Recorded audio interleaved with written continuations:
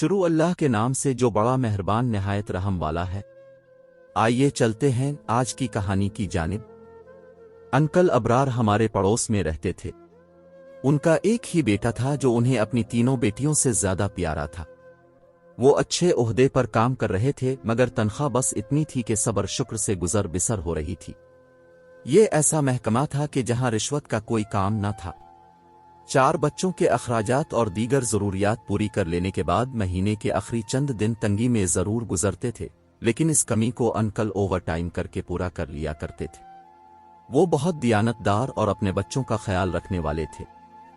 ان حالات میں بھی انہوں نے اپنے بچوں کی خوشیوں میں کمی نہ آنے دی، خاص طور پر اپنے بیٹے جہانگیر کی ناز برداری میں کوئی کسر نہ اٹھا رکھی تھی۔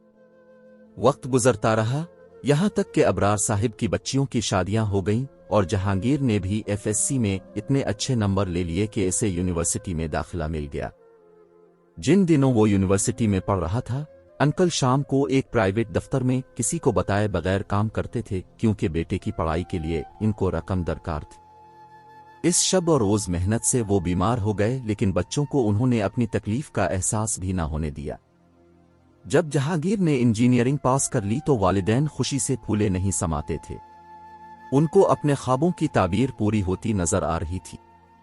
ایک دوست کے توسط سے ان کے صاحبزادے کو ایک بڑے شہر کی فرم میں بہت اچھی تنخواہ پر ملازمت مل گئی۔ سبھی نے ان کو مبارکباد دی۔ انہوں نے سمجھا کہ اب ان کے بہت اچھے دن آ گئے ہیں، لیکن یہ ان کی غلط فہمی تھی۔ جہانگیر نے تنخواہ ملتے ہی والدین کی مشکلات کو بھلا دیا۔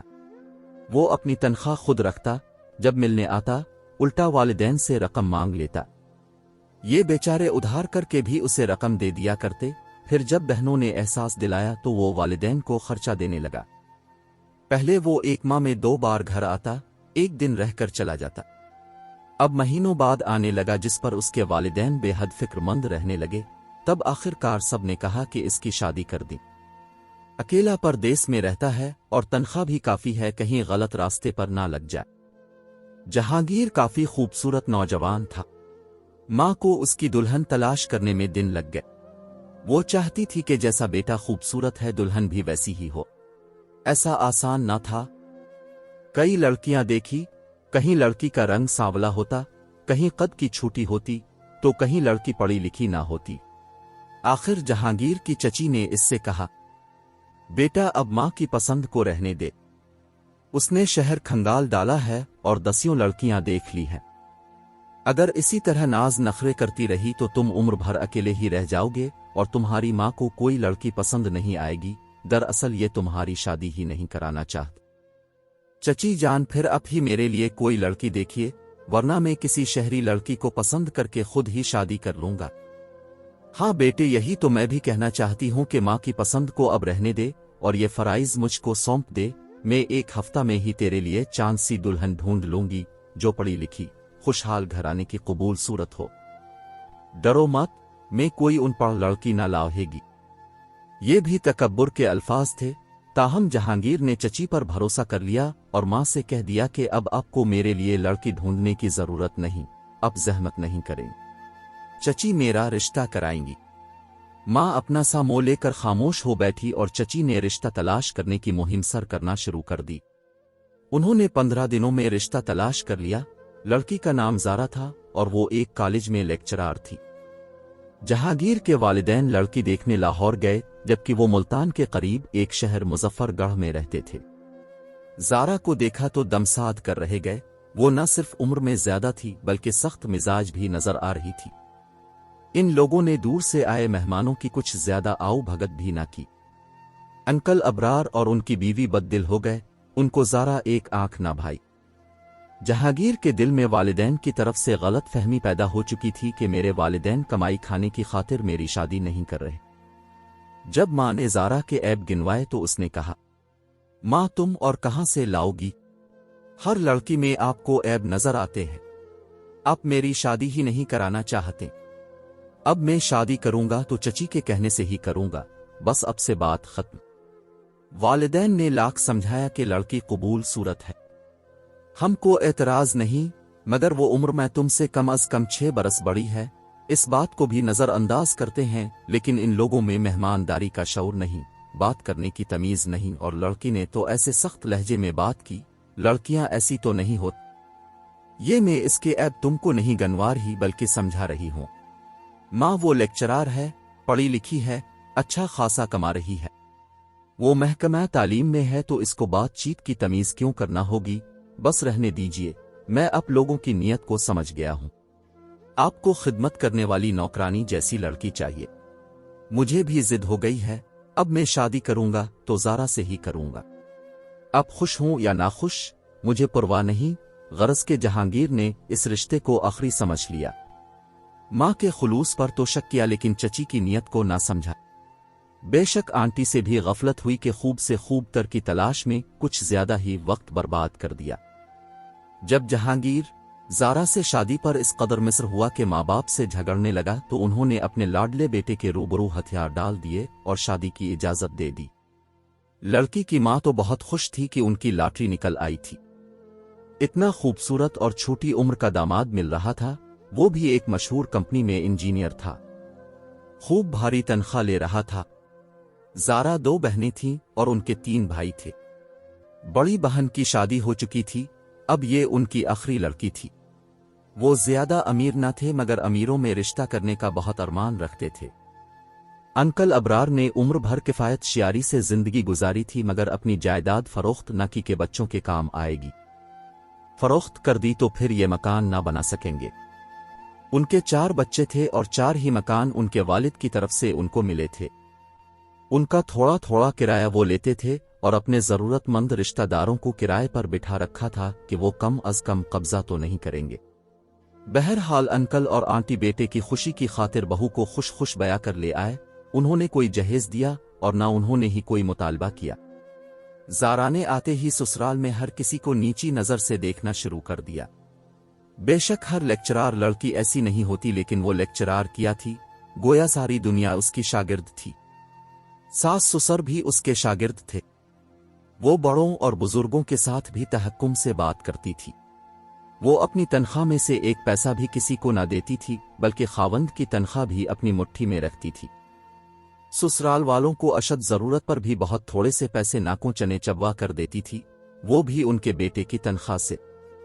جہانگیر نے ایک روز اپنی ماں اور بہن کو خوب برا بھلا کہا کہ اگر میرے گھر آنا ہے تو اپنے استعمال کی چیزیں ساتھ لایا کرو، میری بیوی کی چیزوں کو ہاتھ لگانے کی ضرورت نہیں ہے، اور بیوی کو کہا کہ اب میری بہن یا والدین آئیں تو تم اپنی چیزوں کو تالے میں بند کر دیا کرو۔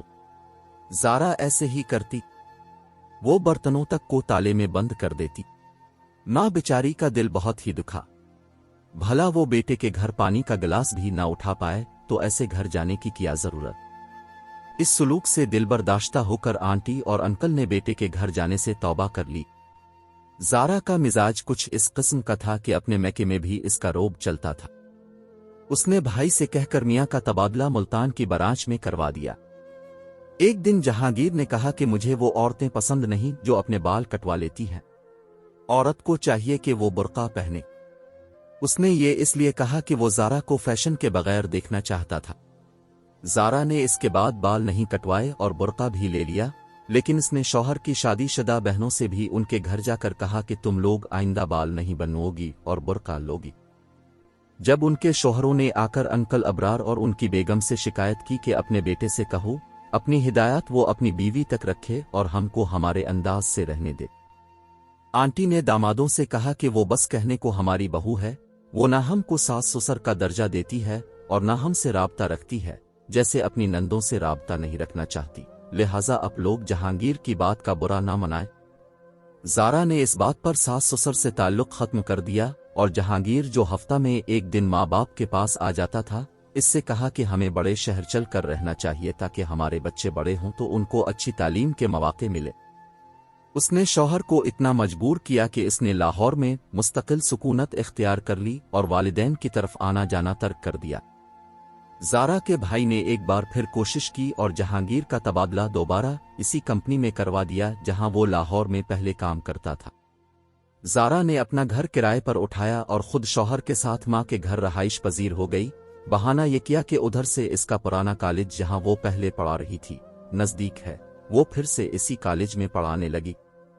زارا کی ماں خوش تھی کہ اس کی بیٹی اور داماد اس کے پاس تھے اور وہ ان کا خرچہ بھی اٹھا رہے تھے۔ ادھر انکل ابرار اداس اور اس کی بیوی بیٹے کو یاد کر کے روتی تھی جس نے ان کو تقریباً بھلا دیا تھا۔ جب بیوی ماں کے گھر آ کر شیر ہو گئی اور سالوں نے بھی جہانگیر کو دبانا شروع کر دیا تو اسے اپنی سبکی محسوس ہونے لگی اور احساس ہوا کہ اس نے یہاں آ کر غلطی کی۔ وہ والدین کے پاس چھوٹے شہر میں ٹھیک تھا، وہاں بھی اس کی کمپنی کی برانچ تھی اور تنخواہ بھی وہی مل رہی تھی، مگر وہاں کام کا دباؤ کم تھا اور والدین کی کبھی تو خیر خبر لے لیا کرتا تھا۔ اب زارا اپنے میاں کا ذرا سا بھی خیال نہیں رکھتی تھی۔ ساری تنخواہ یہ کہہ کر لے لیتی کہ ہم بڑی سی کوٹھی بنوائیں گے اور تھوڑی سی رقم اس کو اس کے ذاتی خرچے کے لیے دے دیتی تاکہ وہ اپنے والدین کو کچھ نہ بھجوا سکے، لہٰذا جہانگیر نے اس عرصے میں اپنے والدین کو کچھ کبھی نہ بھیجا۔ ایک بار وہ گھر آیا تو باپ نے کہا، بیٹا میں بیمار رہتا ہوں اور جائیداد کا فیصلہ اپنی زندگی میں کرنا چاہتا ہوں۔ جہانگیر نے کہا، ٹھیک ہے، اب ایسا ہی کر لیں۔ زارا نے فون کیا کہ اتنے دن وہاں کیوں رک گئے؟ کیا نوکری کی فکر نہیں ہے؟ جہانگیر نے بتایا کہ اس نے کچھ دن مزید چھٹی لے لی ہے کہ والد صاحب جائیداد میں سے اس کا حصہ اسے دے رہے ہیں۔ زارا فوراً سسرال پہنچی اور شوہر سے کہا کہ تمہاری بہنوں کو تم سے آدھا حصہ ملے گا، لیکن تم اکلوتے ہو اور ان کی شادیاں امیر گھرانوں میں ہو چکی ہیں، ان کو اس تھوڑی سی جائیداد کی کیا ضرورت ہے؟ اپنے والد سے کہو کہ وہ تمام جائیداد تم ہی کو دے دیں۔ جہانگیر نے باپ سے اصرار کیا کہ اب جس مکان میں رہتے ہیں وہ اپنے نام رہنے دیں اور باقی تینوں مکانات مجھے دے دیں۔ باپ نے ایسا کرنے سے انکار کیا تو وہ ناراض ہو کر جانے لگا۔ باپ نے سوچا کہ بیٹیوں سے پوچھ لوں، وہ اس بات پر راضی ہو سکتی ہے۔ میرا بیٹا اکلوتا ہے، کبھی نہ کبھی بڑھاپے کی مجبوری کو دیکھ کر آخر ہماری خبرگیری کو آ جائے گا۔ اس نے شادی شدہ بیٹیوں اور دامادوں کو بلوا کر مسئلہ ان کے سامنے رکھ دیا۔ داماد خوشحال اور شریف خاندان سے تھے۔ ان بھلے آدمیوں نے کہا، انکل آپ حیات ہیں اور اپنی زندگی میں جو فیصلہ آپ کو مناسب لگے کریں، ہمیں اب کے کسی فیصلے پر کوئی اعتراض نہیں ہوگا۔ بہنوں نے بھی کہا کہ ہمارا اکلوتا بھائی ہے، ہمیں جائیداد سے کچھ نہیں چاہیے، بے شک آپ اپنے بیٹے کو راضی کر لیں تاکہ یہ اب سے روٹ کر نہ جائے۔ انکل نے وہ گھر جس میں رہائش پذیر تھے اپنے پاس رہنے دیا کہ والدین کے بعد تینوں بیٹیوں کو ملے گا اور باقی مکانات جہانگیر کو دے دیے۔ وہ جائیداد لکھوا کر خوشی خوشی بیوی کے ساتھ واپس لاہور چلا گیا۔ اس کے بعد اس نے والدین کی کوئی خبر لی اور نہ روپیہ پیسہ اور خط بھیجا۔ وہ اب سسرال میں ایک بے بس انسان کی طرح رو رہا تھا۔ اس دوران ان کے 2 بچیاں ہو چکی تھیں۔ بیوی کالج پڑھانے جاتی تھی اور ساس ان کے بچوں کو دیکھتی تھی، لہٰذا زارا کہتی کہ ہم کو بچیوں کی وجہ سے اب یہاں رہنا ہی ہے، ورنہ ان کو کون دیکھے گا۔ انہی دنوں انکل ابرار شدید بیمار ہو گئے، ان کو رقم کی ضرورت پڑی۔ ماں نے بیٹے کو فون کیا اور خط بھی لکھا کہ تمہارے والد بیمار ہیں، کچھ رقم بھجوا دو تاکہ تمہارے والد کو علاج کے لیے لاہور لائیں۔ زارا نے خط کو پڑھ کر پھاڑ دیا اور شوہر کو نہ دکھایا۔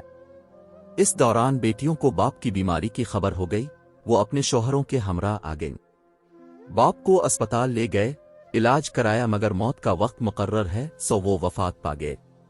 انہوں نے بھائی کو باپ کی اطلاع کرائی، مگر سالوں نے جہانگیر کو بر وقت مطلع نہ کیا اور وہ باپ کا آخری دیدار بھی نہ کر سکا۔